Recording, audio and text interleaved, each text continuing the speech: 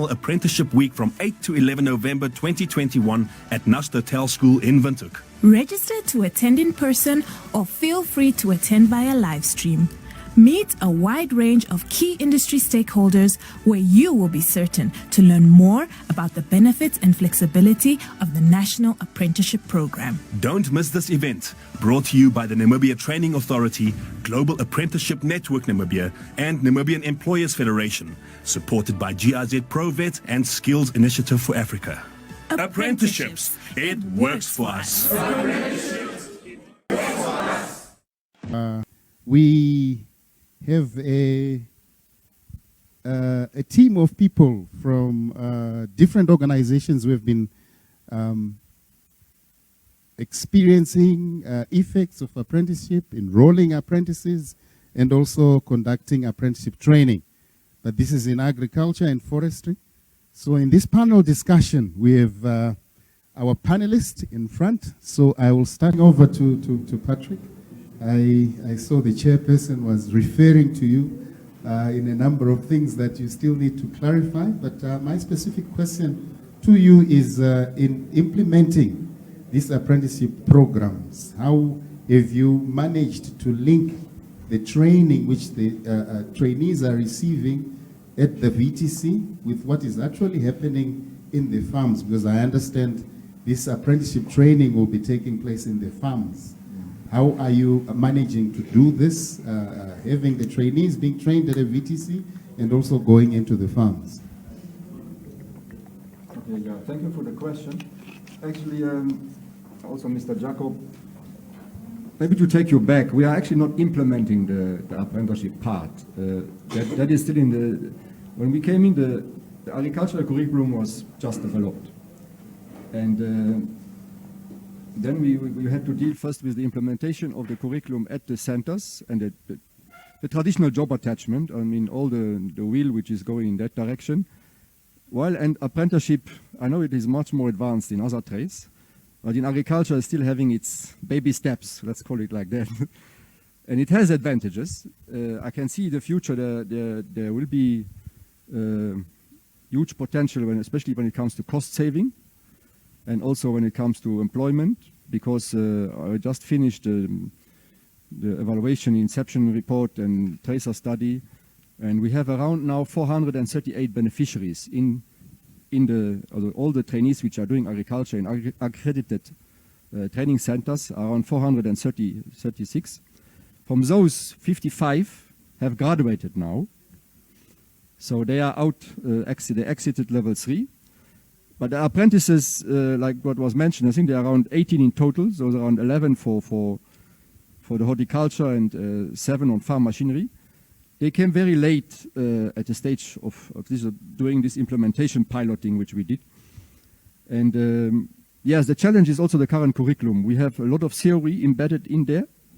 We have a lot of generic subjects. There's over 10 of them. Some of them have lots of credits, like ICT. We're talking about 8 credits. That is like 80 hours. We have work health. So it's a lot of, because that means an apprentice, like you said, it should be at a farm. But then when they go for generics, that means some of these generics they are over several months.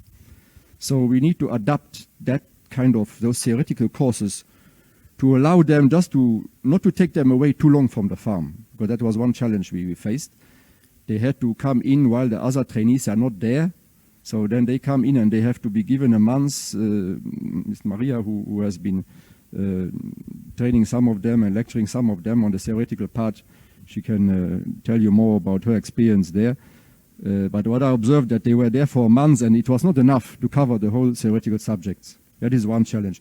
The other challenge is that the curriculum being so broad, because when it was implemented, it was with a view in mind to be a skilled agricultural worker, but with mixed farming. So meaning you would have a farm who not just has protected crops, but also livestock, or like he mentioned, chicken. But if you have a small farming unit, he might not have that. So then the apprentices will not be able to get the exit. He wouldn't be able to cover all the unit standards. But I think in the future, especially if we review the curriculum now, which is due, And we have smaller certificates, let's say if it's a 40 credit one, and we have something specialized. I'll give you an example. It could be on hydroponics, for example, or any protected cropping. Then you can send a trainee, you are there, well, an apprentice in this way, and he has a much smaller structure to supervise. And I think we can learn also from other trades. I saw Gondwana, even though I wasn't here yesterday, but I know they have a training unit. It used to be in Stamford. So they are already geared to have a training unit to take care and mentor those apprentices. With agriculture, that's also something new, because a farmer who takes this on, he must have in his mindset, there must already be a mentor who is also like a kind of trainer, because you have to teach. These are kids who come up grade 10, 11. Some come from a farming background, but nothing like a formal farming background where you have to use tools and equipment. So he has to still teach them. That's from the beginning. And he has to be very conversant in the unit standards. He has to know what is the curriculum requirements. He has to do some kind of assessment, because the part we were involved were the portfolios, logbooks. But then those portfolios and logbooks, they must be understood by the farm owner. And I think that's the way forward, I would say. There must be a kind of subject clustering approach also from the NTA side, that maybe somebody can go to these farms, sit with the farmers, go through the portfolio. So a subject expertise is required here. To summarize, I think, let me give the floor to my colleagues. Maria, Patrick was already making reference to you, saying, well, you are the person that is involved. You and your colleagues are involved in the actual training delivery. Now, from your side, as somebody who's involved in the training delivery, how are you seeing the implementation? Because I know at some training provider locations, you do not have all the things that are required in farming at the premises. I've seen that in Rundu, you have set up, where you can do your crops, but crops is not everything in agriculture. How are you managing to bridge the gaps with some of the programs which require these apprentices to be on site, or these trainees to be on site and carry out the farming activities? Thank you for the question. So, firstly, I would like to say, for Rundo RVTC, I might say that we are very thankful from GIZ. So, I can say that 90% we have all the tools and machinery which is needed, and our center is up to date. So, coming to apprentice, as I explained earlier, for us, we're only supposed to do the theoretical part. So with the implementation of this year, we have realized that there are some practical which apprentices cannot do at their workplace. For instance, in our qualification, we have elective and compulsory unit standard with livestock. And at our center, that is the only problem we have. We don't have livestock at our center to cater for full-time and then for apprentice. But then otherwise we have a means, we always have agreement with Mashare. So 2 weeks back, we took apprentice to Mashare so that they can do their practical on livestock unit standard. So for me, I feel like implementing this apprentice, maybe we need to look on the time frame as I said yesterday. Because 70-30%, that is the one we are using for full-time. And that 30% for theoretical, I think it will not work for now. Because we have 120 credit, which is 1,200 notional hours. That is for theoretical only. So meaning now, we have already experienced a problem when we started with the theoretical unit standard. So I think the qualification we are currently having now, it needs to be revised so that it can suit the apprentice. Because the unit standard we have for now, I might say, agriculture, I think, is one of the trade which is having highest credit with 120 credit. But otherwise, we are trying to to see where we can assist our apprentices, where they are lacking, as Patrick said, on POE, because we have realized that the mentors, it's not everybody knows about the seabed language and agriculture, but we are trying to fill the gaps. And we are helping our apprentices when they come to the center. We are not only focusing on the theory, but we are also helping out on the practical side. Thank you. Thank you very much. Now over to you, Dahlia, from the regulator point of view, and you have crafted, I think, the policy on apprenticeship, and I think in crafting your policy, there are certain things that you put in your policy to facilitate the uptake of these apprentices.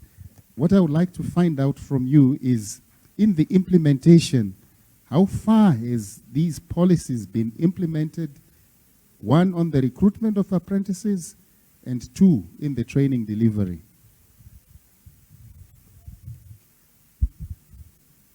Thank you, Mr. Shinde.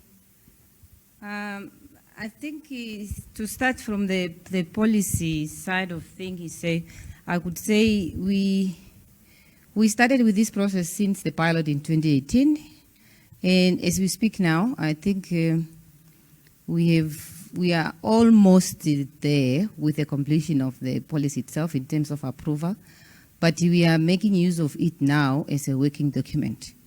It's just it's a working document for us. It hasn't yet been endorsed by the cabinet as it's supposed to be. The policy caters all the sectors. So at the moment, it doesn't really have specific sections which perhaps are only applicable to agriculture or only applicable to the hospitalities and so forth. So it's a cross-cutting. And what we say in terms of the recruitment process, we say from the regulatory point of view, we set the standard, which we are saying we allow the employers to recruit the apprentices themselves. Because in our context, in our Namibian context, an apprentice is an employee. And this differs from countries to countries. Some of the countries consider their apprentices as trainees.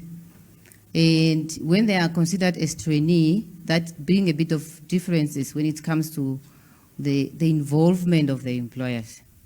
Now, the fact that they are employee, it means they are in the hands of the employers. They recruit them through the normal recruitment process, the same process they follow when they are recruiting their full-time staff. So if they have to advertise, they have to advertise. They do the selections until they come up with their shortlisting based on the number they are looking for. In agriculture, as we speak now, we only have 2 employers who are participating in apprenticeship. But you have to understand that every time when we speak, you may find that any other employer is saying they have apprentices. They do have apprentices. The only difference is they are not part of the new formal procedures in place. So they recruit them themselves. They are not in our books. They are not offered allowances and so forth. But then in our book, as we speak now, we only have Agri as the main employer. And we also have Ongula Village, which is training together with Farm Hopeville in Otavi. Yeah, so in that case, for them to be 2, it means the capacity for Ongula Village is less. So what we do is, if your equipment they don't assist you to cover the full qualification, we allow you to partner with another institution. Like here, this is a village, like Meniel there was telling us yesterday that he also has his farm in the village. You might find that perhaps you don't have a section of livestock, you don't have a section of farm machineries, or you don't have a section of the poultry, and it's required in the qualification. So you can partner. Two or three of you can put resources together, but we only have one main employer we are dealing with.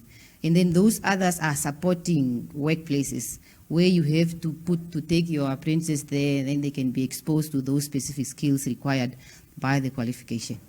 So we are seeing that probably a way forward in agriculture, because we have a number of farms who apply, but then you realize that they cannot get through the process of approval because of those limitations. But what we do, we always advise them, check around in your environment. If you have a partner you can engage, who can assist you with this specific section, then I think we can bring you on board. Otherwise, we are really looking forward for many employers in agriculture, because we know this is one of the key sectors we all want to grow through. And we also have sponsorship from Bank of Namibia. Bank of Namibia have keen interest in agriculture. And it was really a challenge for us, especially in 2020, when we were looking for employers to be part of that. And it was only Agri-Boostef who at least came to our rescue, because many small farmers feel they don't have the capacity. But we always say, submit your application, we can do an assessment, and then perhaps you might be able to qualify and be part of the program. Thank you. Now, we come over to you, Mr. Mungomba. Yes. Right. From your perspective, I understand you are one of the chosen few. You are one of the two that are actually implementing this apprenticeship. From your perspective, how are you finding the trainees who are currently on your apprenticeship programs? What are some of the challenges they've experienced, and what are some of the challenges that you have also experienced as an organization in implementing apprenticeship programs? Okay, thank you very much, sir, for the question. And first, let me thank NTA and all the stakeholders for engaging us as Agri-Boostef to be part of this exercise, so that we can be able to contribute or to plow back to people, or to our young children or our young youth that can be involved in this agriculture. As the service provider or the employers, we have about 18 students that are with us, and at the moment we really have a lot of challenges, especially on the training material, like we say, training manuals, because our farm managers are really not part of the negotiation when everything was set up. But because the farm managers now, they feel like there is not even the term of reference on this, so that it can guide them. Like in agriculture, we have a very dangerous equipment that may one get injured while operating it, or because we happen even to have some students that are saying they are not getting enough practical, like to operate an implement or a tractors. But our managers, they are also afraid, because there's nothing really put up to say what will happen or who will be responsible if a student happened to get injured during that period at the farm. That's why now we are trying now to come in to say we need to come up with a tangible information or agreement. Yes, there's an agreement, but it's more on who should do this and who should do this between Agri-Boostef and NTA, but not really to the people or to the students that are there.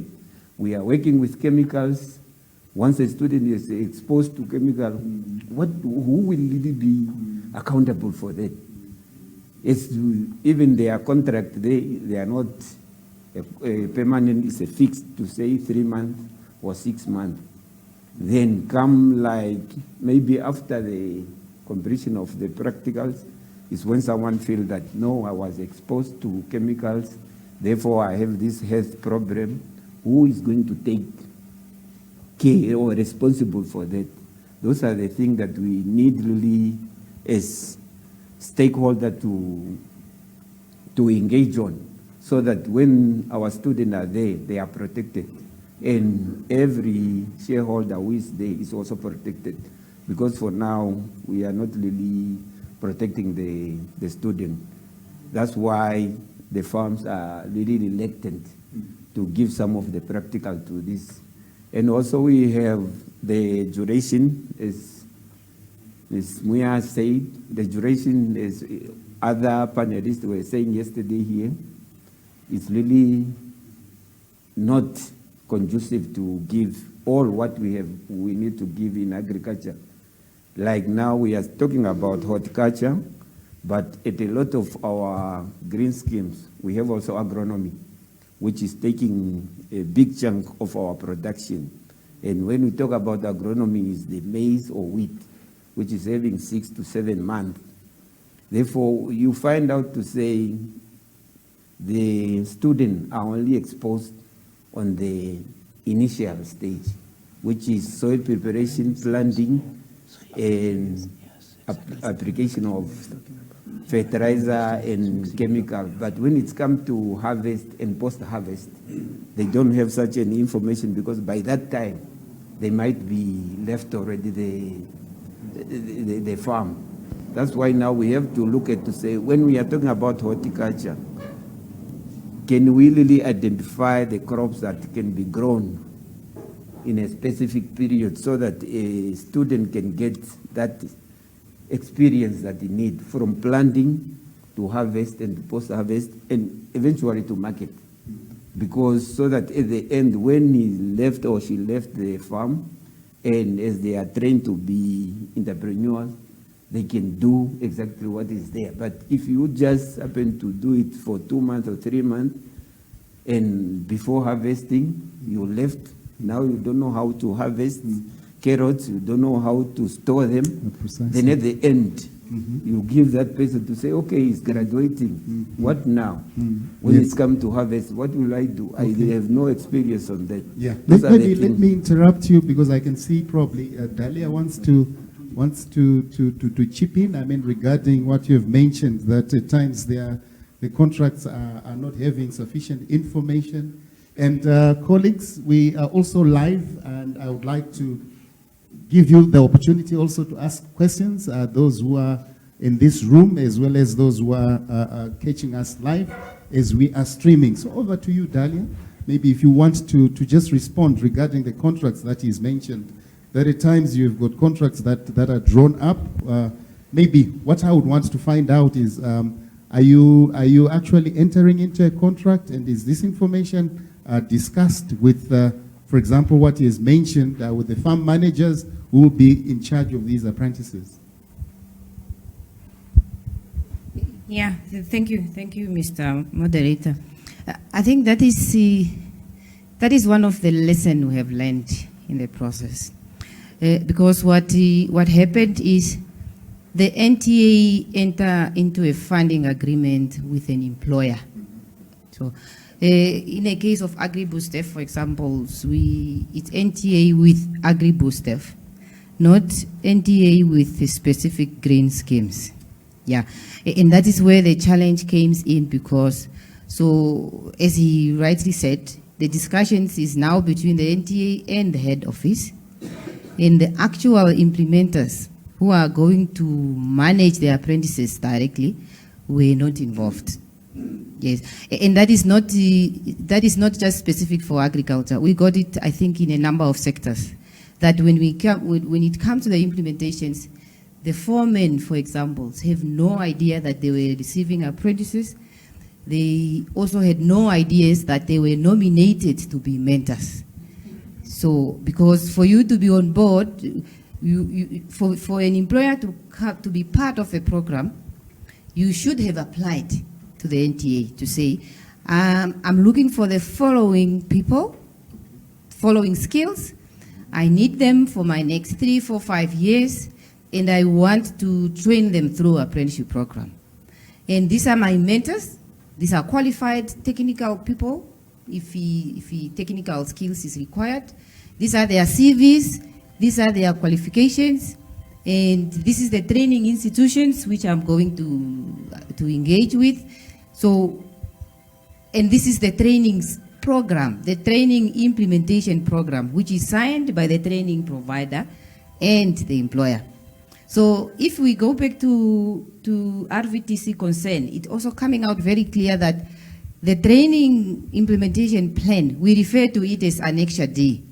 It also looks like the trainers are not involved.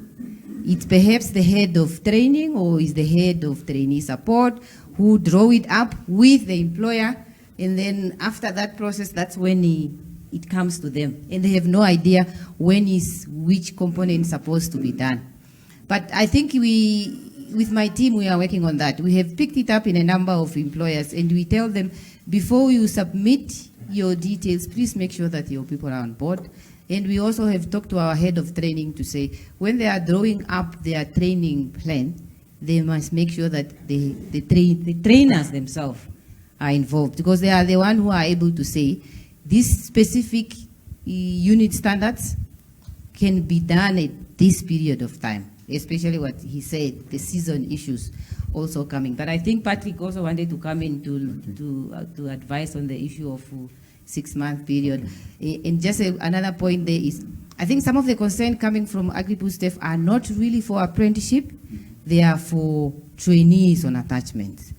Because trainee, they are the one who go for 3 months, they go for 6 months. An apprentice is with you for 3 years. Like in agriculture now, we give you 3 years to train an apprentice from level 2 to level 3. It's up to you to determine when will you do which unit standards based on the seasonal arrangements or whatever transpires during the, if it's a rain season, you know which unit standard to do. If it's summer, then you can also choose which crops to do. Right, maybe before Patrick comes in, I want to direct my question to the chairperson of the ISC. A question has been raised from Maria, who is involved in the implementation of this training.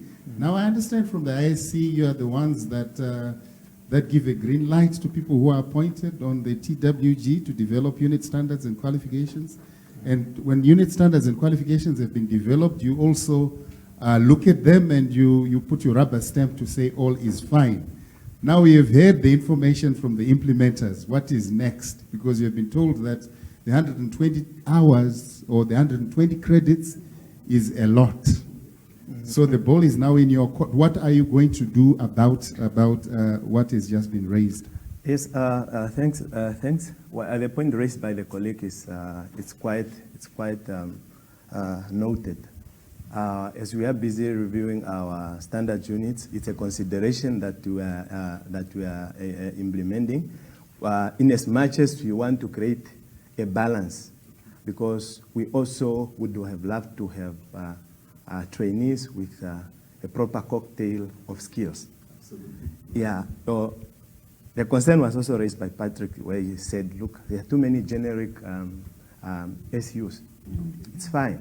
At the committee level, in our last engagement, we have acknowledged that, and toward the end of this month, and hopefully before the end of the year, as we revise or as we initiate our revision process, we are busy reviewing which SUs can we probably reduce, or which one can we probably do away with. Okay. Yeah. You'll find that, for example, just for argument's sake, we are not saying it's less important, HIV issues and all that, we might have to revise our approach. Now people are, it's COVID now. So now you realize that, because we want to have our courses as dynamic as possible, yeah, in tandem with the changes that comes with time, and also the issues of hours. Really, we understand, I mean, 1,200 functional hours might be too much spending on generics, because indeed agriculture is practical. Mungoba here, is my former classmate back in the days. You realize that when you go in the field, the difference between the theory part that you did the 4 years at university and when you actually, when you took over as a farm manager at one of Agri-business farm where he served as a manager, it was completely different. Okay. in as much as he was loaded with 4 years of theories at the Gongwe New Dam. So now we are agreeing that, yes, that balance, in as much as we want to have our trainees inoculated with their basic concepts and theories in agriculture and related aspects, we will really want to have them as practically exposed as possible and contextualized skills as far as Namibia is concerned, because that's very, very important. We want them to have a contextual approach, which speaks to the situations and the realities of our agricultural hotspots. So, well, thank you. Patrick, maybe before I open up, I can see the hands are already flying up and time is running pretty fast. Patrick, maybe if you can just summarize what you wanted to say, because Dalia has already directed you or requested you to fill in the gaps where she said, I think maybe Patrick will be able to add on to what I've said. I think maybe in a few points. Yeah, I want to take over maybe also from Jacob, but we also discussed at the last Industry Skills Committee, where I presented suggestions of reviewing the sectoral approach would help a lot, especially when it comes to, if NTA had a subject expert being at a department, I don't know, on a research, or who goes around and then inspects the farms and sits with the farm managers and does a kind of, he's a kind of advisory to the WIL department. He can be advisory to monitoring, to assessment, and then give that information to them so that they know, okay, there are no more hiccups here. Because he has sit down, he went to the farm manager and he has gone through the portfolio, which are technical documents basically, and see, this is what is requested, this is how much theory you need to, will be done outside, this is the practical part, this is the assessment requests and all those things. Then these hiccups will not be there. And another suggestion would be if we could, maybe, even if with Provet still around, develop a toolkit for Agri WIL, let's call it like that. And you would have, for example, he mentioned, Mr. Paulus mentioned the risks. And of course, job attachment is another issue, but if it's an employee, then obviously you have to train him in safe handling of chemicals. It's part of it, driving a tractor and all the user. So basically you would do a risk assessment and you would look at, okay, what are the critical control points, where does what are the hazards, who can be harmed, and what can I do to prevent that harm? So that is all part of what they call the global gap knowledge, but it must have, to get that advice, like writing a toolkit where those things can be listed, and then whoever is in charge of that advisory position will then visit all those places. And I picked up one nice story also from Angola village. I haven't been there, but I think they also do training, isn't it, if I'm right? So that might be another approach for WIL. I know at Stamprit there is this roots village coming up. If you have a setup or a farm who also does training, they are geared to do that. But if you are just on commercial, now training is maybe not your ball. So these are all things we need to look at to make WIL work in the future, I think, for agriculture. Super, yes. Thank you. Thank you. I see their hands up, and can I please ask you to summarize your contributions or your questions, because we are really running out of time. I'm heading straight to Indongo. There's no favoritism here. Thank you, and thank you to the panelists.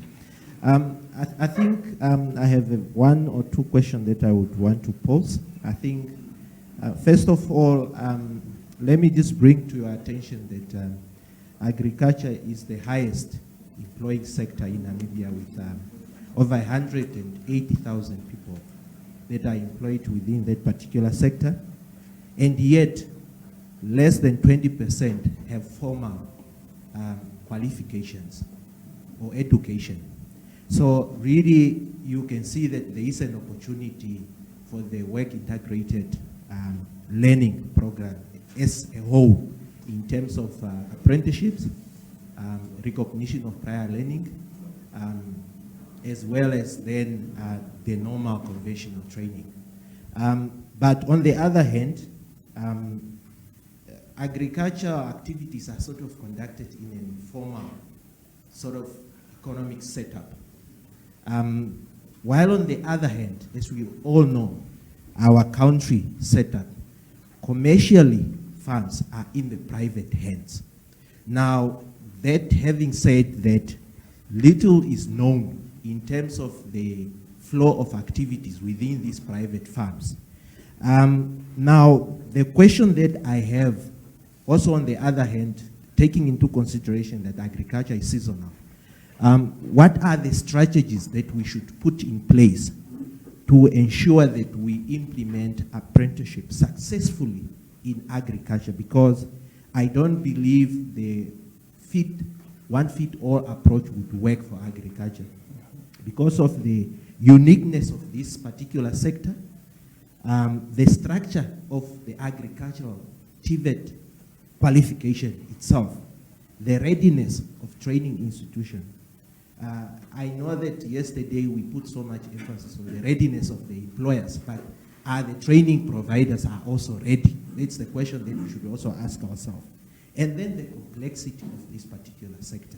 As I earlier indicated, less is known in terms of how the flow of activities, particularly in the private farms. And these people who own farms, are they ready to open up their gates to us and have our trainees in their private farms? About the specialization in farm machinery training. Are our people trained as, to repair this farm machinery or not, or what is happening in that area, because it was never mentioned. I'm just eager to hear that.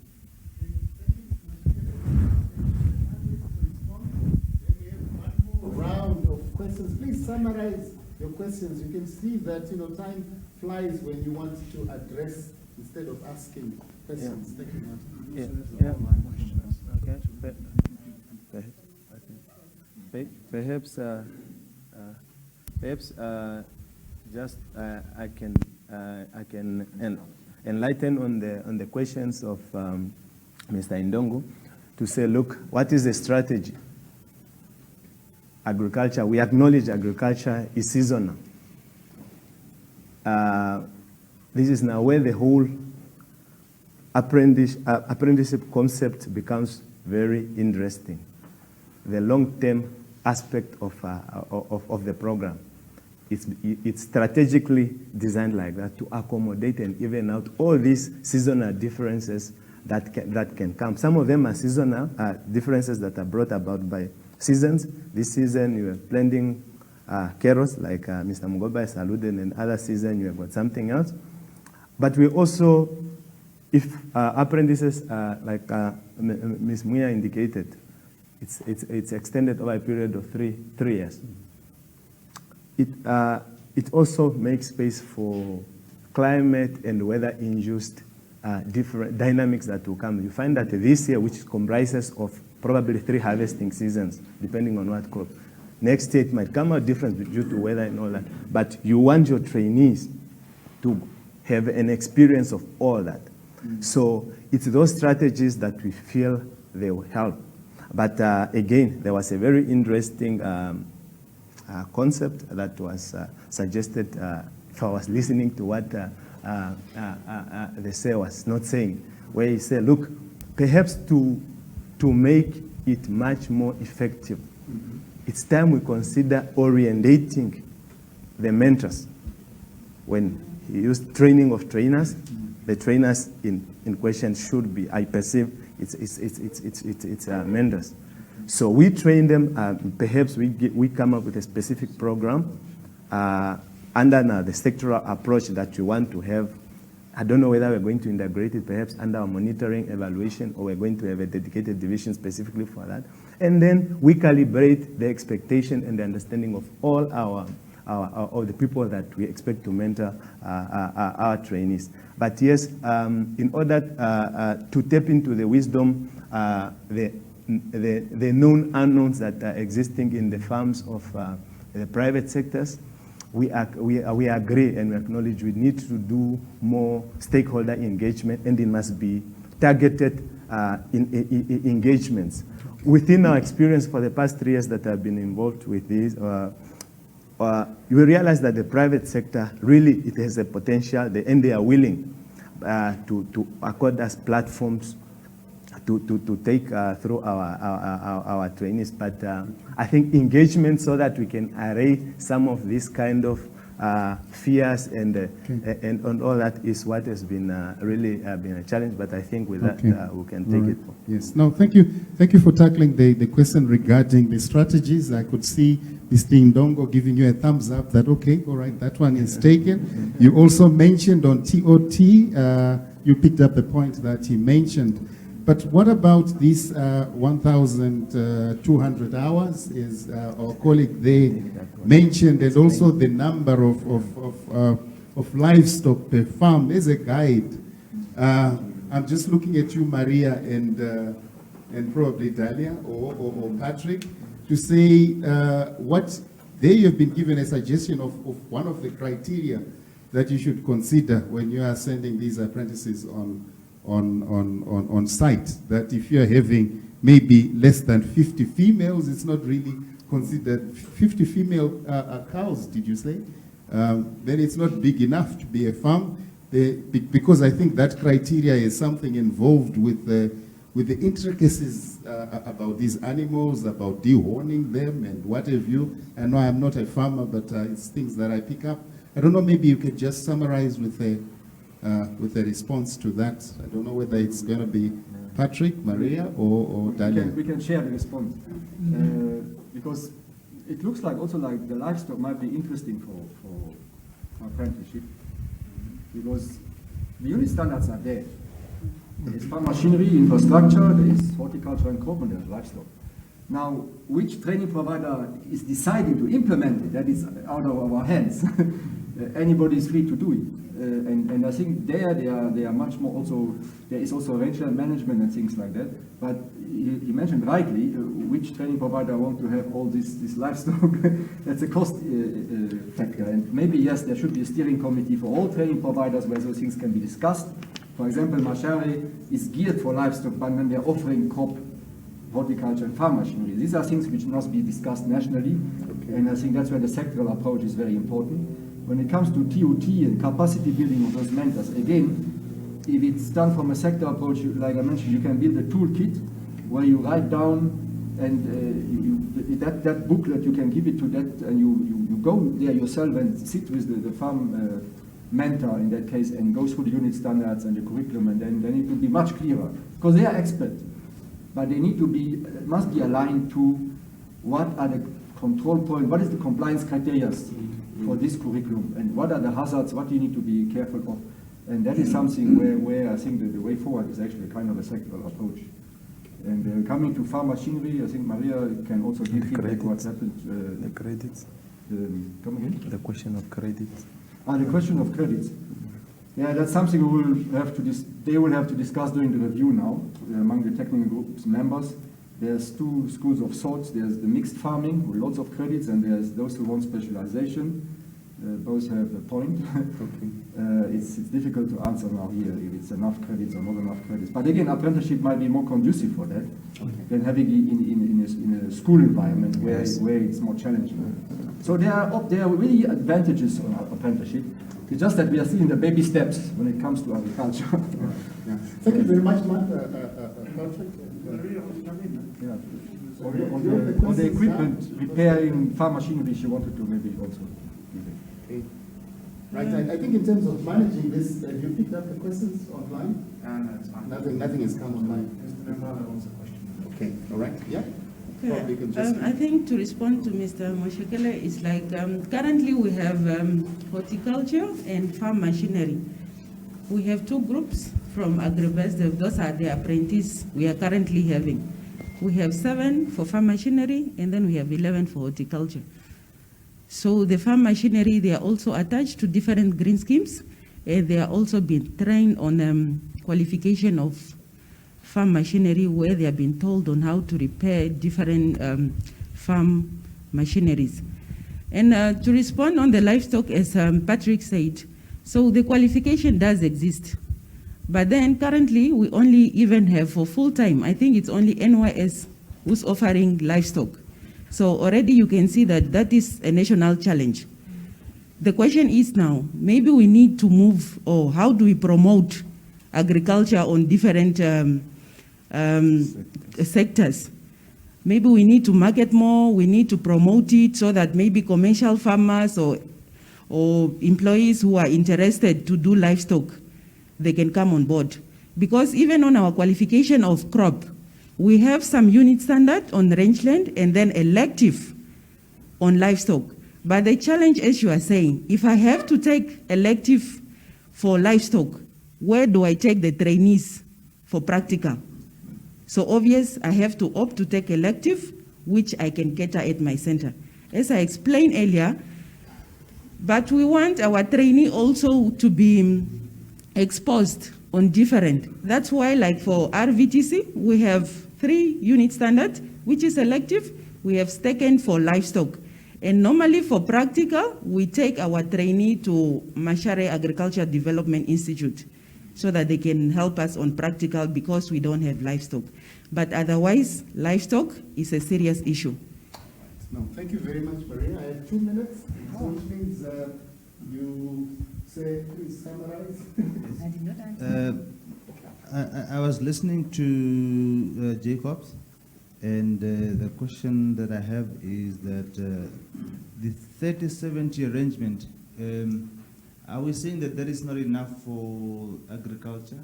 Because you indicated that the trainees spend most of the time doing the generics, and then there would not be so much time for practical in the apprenticeship. Answer that in there. Okay, meanwhile, while Martin is going to, I think it's just two. Just allow the 2 persons, please. She's getting ready. You want to? Apprenticeships is designed that an employer and a training institutions, ideally, they should be in the same environment. Because that is the only way you can have a 70-30 working properly, because they go there for this time and then they also come here. And in agriculture, it's good that they can do practicals and theory at the same time.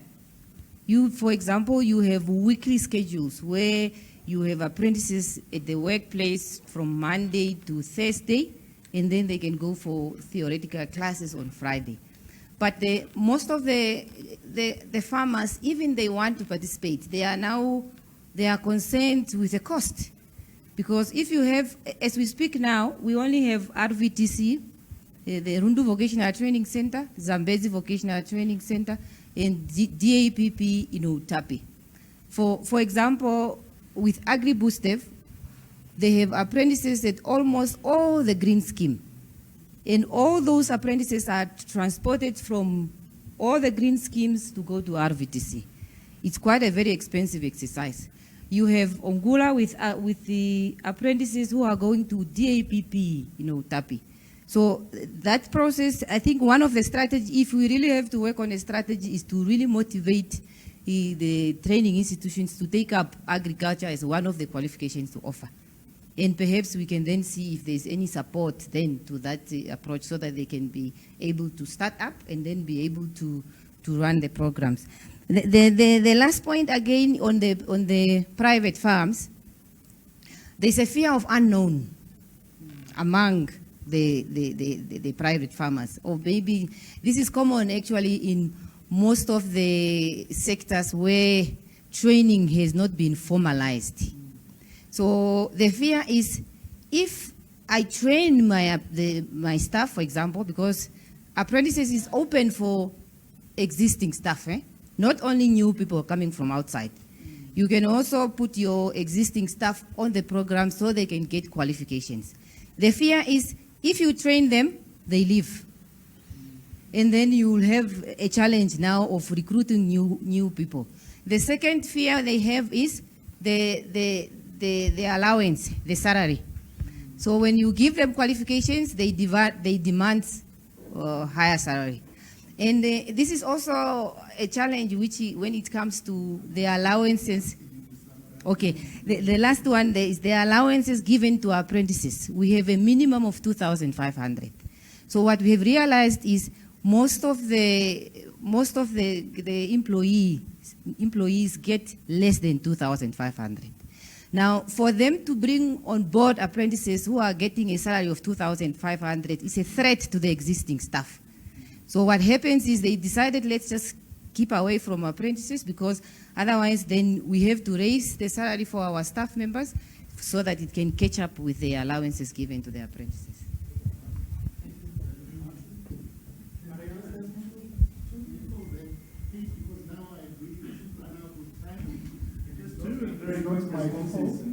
Okay, correct, yes.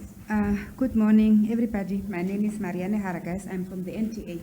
I just wanted to come in connection with what Mr. Mungoba mentioned earlier when he said that in agriculture, the apprentices are working with very dangerous chemicals and so on, and then who will take the accountability if anything happens. But I think that in all the qualifications, it's not only specific to agriculture, because even in electrical engineering, they work also with dangerous items which can be life-threatening and so on. So there are occupational health and safety standards which are sometimes incorporated within the qualification requirements.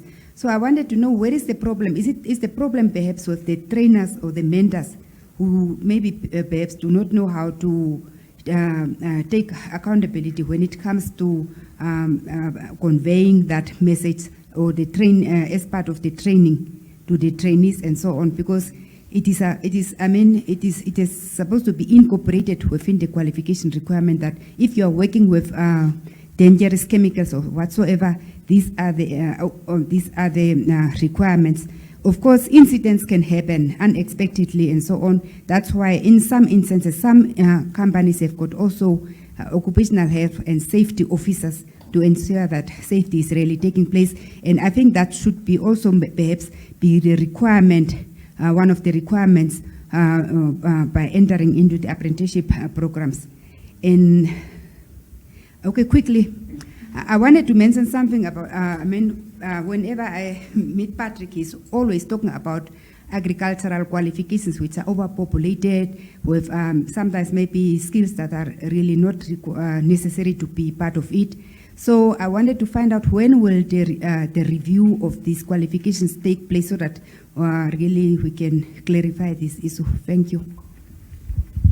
Good. Can I answer that, Patrick? Patrick, it's happening now, isn't it? Yeah. In the next 2 weeks, the review of the qualifications is starting. All right. I think I'm just going to give you less than a minute each, so that if you are now responding to the question, you're also summarizing. What I can also tell the House is immediately after this session, we have already opened up our 2 breakaway rooms. If you still want to continue the conversation, if you still want to get more questions from the panelists, you have the opportunity to interact with the panelists as we are queuing up for the next session. Thank you. So we'll just go around. Either you're responding to the question or giving us your last message. Thanks once again. On the point of the GM, Mr. Nambala, is on the 70-30 composition. What you are saying is that the 30%, the composition of the 30%, we need to revise it to make sure that even the theory that they are doing the 30%, at least it's on relevant SUs. Like I gave an example of replacing. I hope the activists are not here, replacing HIV with COVID, for example. So, but again, that's what you are saying. But 70 is fine with us. We don't mind making it 80. Now, what you're also saying on the issue of the dangerous chemicals and all that, what you are basically saying is that, but this will be addressed by the engagement that we are proposing, that has been proposed by the forum, that we need to engage training of trainers, of mentors. But again, it's also a concept we are looking at, advising these institutions to integrate a mentorship policy in their institutional policy, so that they have an apprentice policy which makes provisions for indemnifications. But we don't see the need to indemnify if Because if we are saying apprentice are supposed to be taken as employees, so they're supposed to belong to the same regime that applies to all other employees as far as hazards and all these risks are concerned. Yes, the review issues where we are going to address these issues, yes, the process has already started. It just needs some few signatures from the colleagues that are sitting in this room as far as NTA is concerned. Then the review can start. Okay. Thanks. Thank you. Over to you, Patrick. With one or two sentences, please. Yeah, maybe short what he mentioned. If to find out are the farms compliant, you need to be monitored, maybe by a subject expert, which can sit in any department and then look at it. And if those mentors are, what is the skills gaps on their side before you go and bring it down to trainees and apprentices.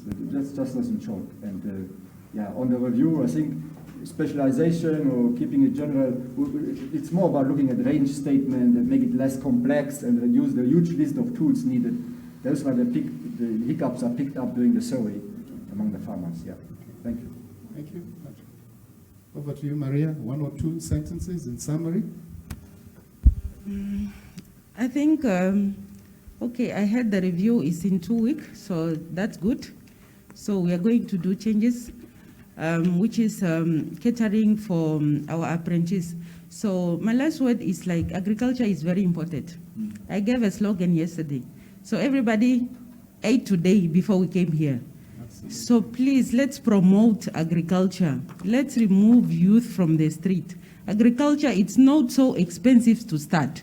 It's a very cheap sector. So I believe once we promote agriculture, we are going to manage. Okay. All right. The room is not agreeing with Chief, but I think it's a conversation to be continued. Over to you, Dahlia. Yeah. I think what she meant is it's easy to start. Okay. Because you can as well start it at the backyard of your house, okay, and then still survive. Okay, from my side, I think I just want to say, when we talk about 70-30, 70-30 is applied to the duration of training. So as we stand now in agriculture, based on the qualifications we have, the duration is 3 years.